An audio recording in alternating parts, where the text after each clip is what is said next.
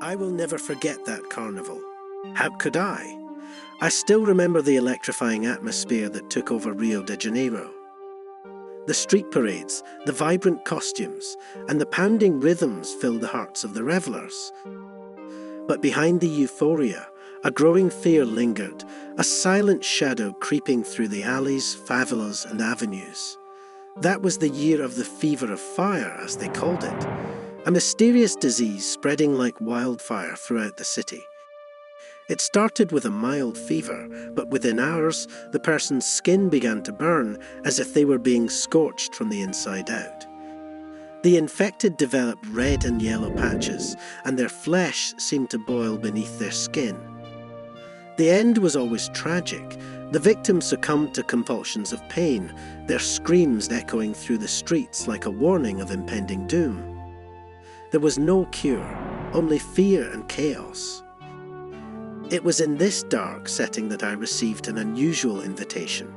A party, the note said, a masquerade ball in one of Rio de Janeiro's old mansions, high above Santa Teresa. It promised to be an unforgettable night, an escape from the horror that had gripped the city. The host was an eccentric millionaire, known for his fortune, but little else was known about him.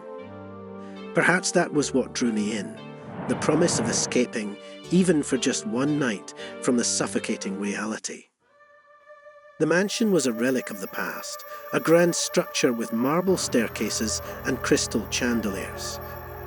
Guests arrived in groups, all masked, each costume more extravagant than the last. I, dressed as a harlequin, with a gold and black mask, entered the gates with a mix of anxiety and excitement. Inside, the atmosphere was pure decadence and luxury. The main hall where the party began was dominated by shades of red and gold. The walls, draped in velvet curtains, seemed to bleed in the candlelight. A large stage occupied the centre, where a samba school's drum corps played relentlessly, creating a hypnotic beat that mingled with the laughter and whispers of the guests. The masks, with their hollow stares, reflected the light, creating a sea of indistinct faces. Then, I noticed something peculiar. There were several interconnected rooms, each decorated in a predominant colour. The first room, where everyone danced, was the red room. Next to it was a blue room, where the lights were cold, and the shadows stretched along the walls. The floor was covered in a thick mist that coiled around the dancers' legs like serpents.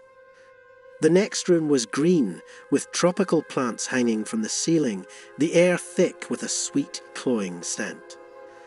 The environment felt alive, as though nature itself was watching every move. There was also a yellow room, illuminated by crystal chandeliers that cast a golden glow on everything. There, guests laughed and toasted with champagne, their faces distorted by the blinding light. Further along, I found the white room, pure and silent, where laughter was muffled by translucent curtains, and the sound of drums seemed distant, as if from another world. Finally, I reached the last room, a black room. The darkness was almost total, except for a single beam of blue light that cut through the air like a blade. The walls were covered with broken mirrors, reflecting distorted images of the guests.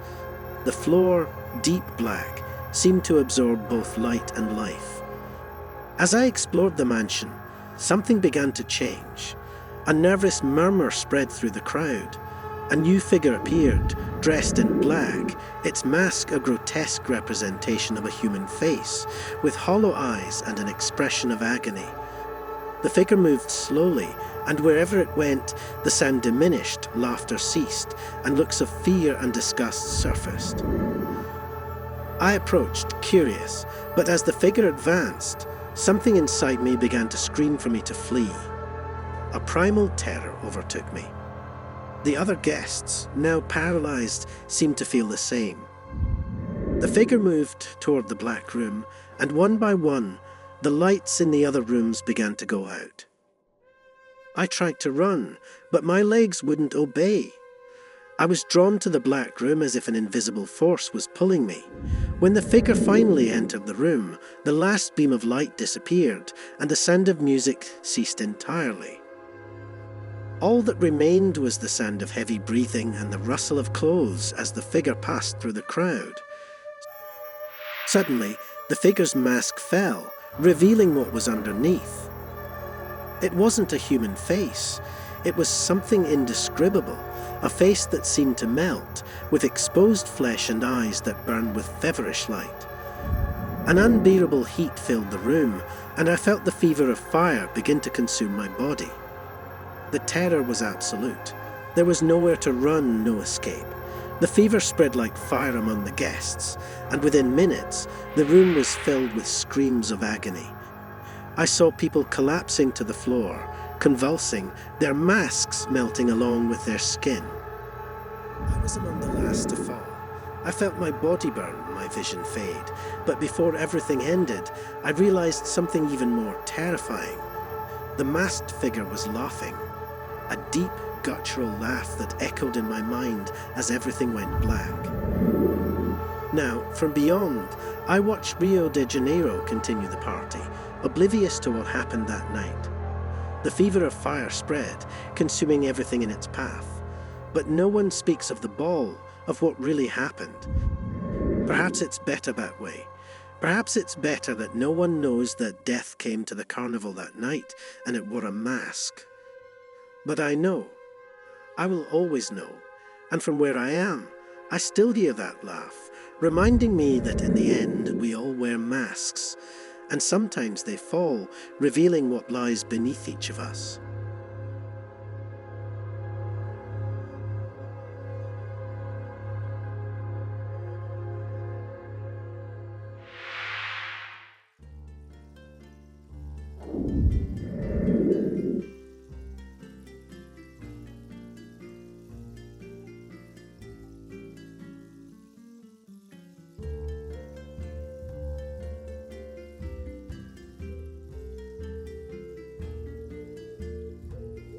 The city of Pamplona seemed to pulse with life. The sound of drums echoed through the streets, laughter filled the air, and crowds dressed in white and red packed every corner. It was the height of the San Fermin festival, the famous running of the bulls. Everyone there seemed immersed in that unique energy that only an event like this could provide. Except me. San Fermin. That word seemed to carry a different weight for me. Maybe it was the idea of being so close to death, or the opposite, the desire to escape it. But the truth is, that year, I was there not just for the adrenaline. I needed something more, something I didn't quite dare to admit, not even to myself. I was with a few old friends. Like many tourists, we drank and celebrated, letting ourselves get swept up in the intoxicating atmosphere of the place. The alcohol helped us forget, if only for a few moments, our worries. But I was there with a different purpose.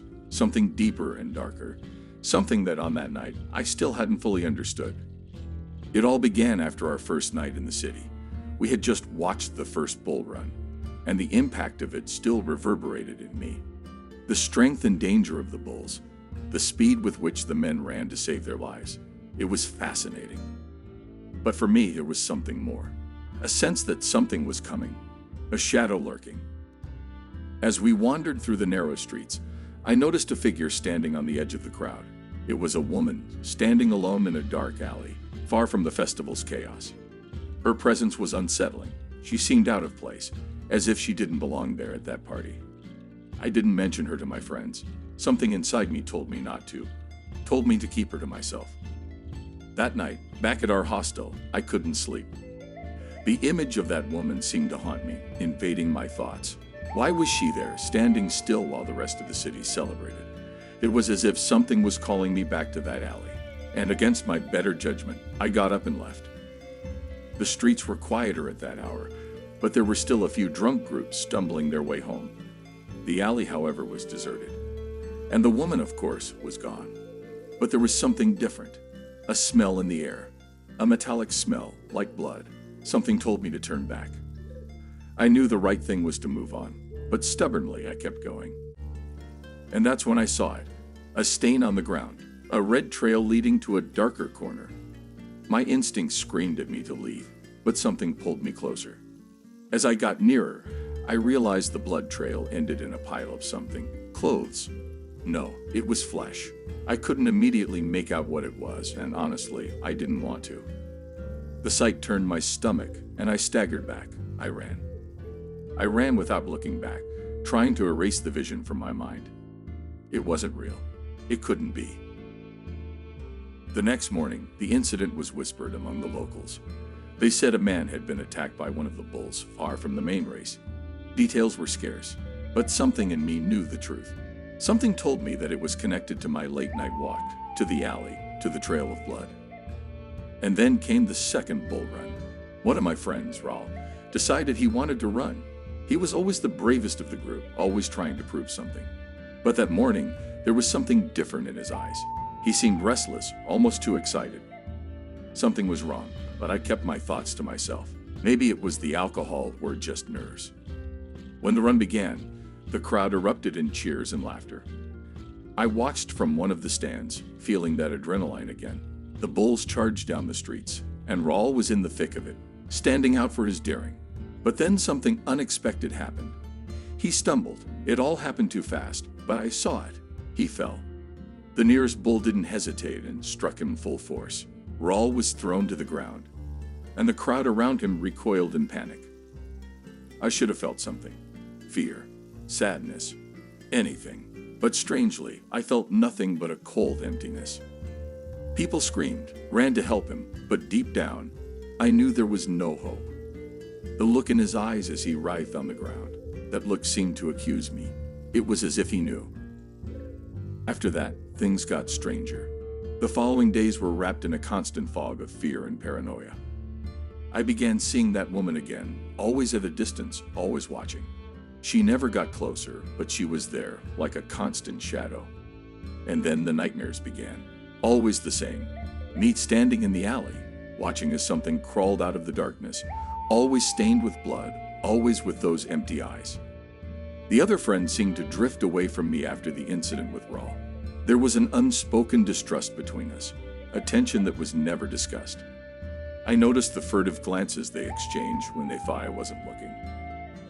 Something inside me knew that, in some way, I was responsible for what had happened. But how? I hadn't done anything. On the last night of the festival, I went back to the alley. I needed to understand. I needed to confront what was happening. She was there, the woman, waiting for me. But this time, she wasn't alone. Shadows surrounded her, figures vague and unclear, but present nonetheless. And then she turned around, and for the first time, looked directly at me. In that moment, everything made sense. She was the festival. She was the chaos, the blood, the death that lurked in the shadows of San Fermin. And I had brought her with me. From the first time I saw her, something in me had connected to her, and somehow I had summoned her.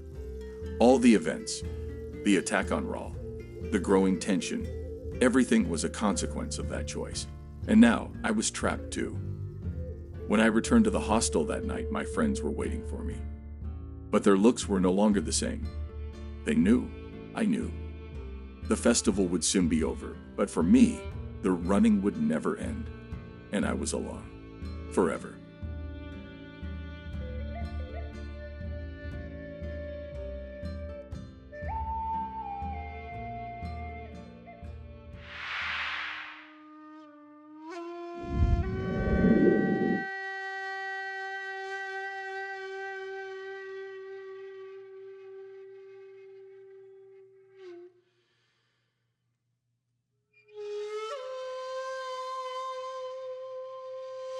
I always wanted to experience Japan beyond the tourist spots. The neon-lit cities, the crowded temples, the bustling streets. I wanted something more authentic, something that would connect me to the soul of the country. When I heard about the Obon Festival, a celebration of the spirits of the dead returning to visit their living families, I knew it was exactly what I was looking for. I craved the deep, ancestral connection that came with the event. But more than that, I was curious, maybe even a little obsessed. It was mid-August when I arrived in a small town outside of Kyoto, a place far removed from the throngs of tourists. The locals were preparing for Obon with a mix of reverence and joy. Paper lanterns lined the streets, and every house seemed to hum with quiet anticipation. There was something different in the air here, something sacred, ancient, and a little unsettling. My Japanese was poor at best, but I had enough to understand the basics. People smiled politely at me, though I could tell they were a little surprised to see a foreigner in such an intimate setting. They were kind, but distant. That suited me just fine. I prefer to observe from the edges unnoticed, invisible. The night of the first Obon ceremony arrived, and the town gathered by the river. It was a serene scene, the soft glow of the lanterns reflected on the water, families whispering prayers, the soft hum of chanting. They lit the lanterns and placed them in the river, sending them downstream as offerings to their ancestors. It was beautiful, almost hypnotic. But then something caught my eye. Further downstream, where the lanterns were supposed to drift gently away, I saw one flickering unnaturally. Its light sputtered as if fighting against some invisible force. And then it went out. Just like that, snuffed out in the darkness. No one else seemed to notice, or maybe they did, but they refused to acknowledge it. A chill ran down my spine, but I told myself it was nothing. Just the wind, maybe. That night, I couldn't sleep. The lanterns from the ceremony lingered in my mind, especially that one that had gone out. I kept replaying the moment over and over, searching for some logical explanation, but nothing made sense. I opened the window of my room, letting in the cool night air, hoping it would calm me. But then I heard it. A faint tapping. Soft, irregular, like something brushing against the wooden walls of the old inn. I froze, straining to listen. It grew louder, more insistent. My heart raced. I wanted to ignore it, to tell myself it was just a branch or some loose piece of wood, shifting in the wind. But then it stopped abruptly, and a different sound took its place. Whispers. They were faint at first, like a distant conversation carried on the breeze. But as I focused, they grew clearer, though I couldn't make out the words. They were muffled, as if spoken through fabric or from behind a wall. I stood there, transfixed, waiting for something, anything, that would explain it away. The whispers grew closer, more urgent, until they seemed to be right outside my window. I backed away, suddenly feeling the weight of the air around me. It was oppressive, thick, as if something was pressing down on me from all sides. My breath quickened, and I felt an overwhelming urge to leave the room. But where would I go? I was a stranger here, alone in a foreign country, surrounded by traditions I didn't fully understand. Maybe this was part of it. Maybe the spirits were restless, as the locals had warned. Maybe they didn't want me here. I didn't sleep that night. The next day, I wandered through the town in a daze.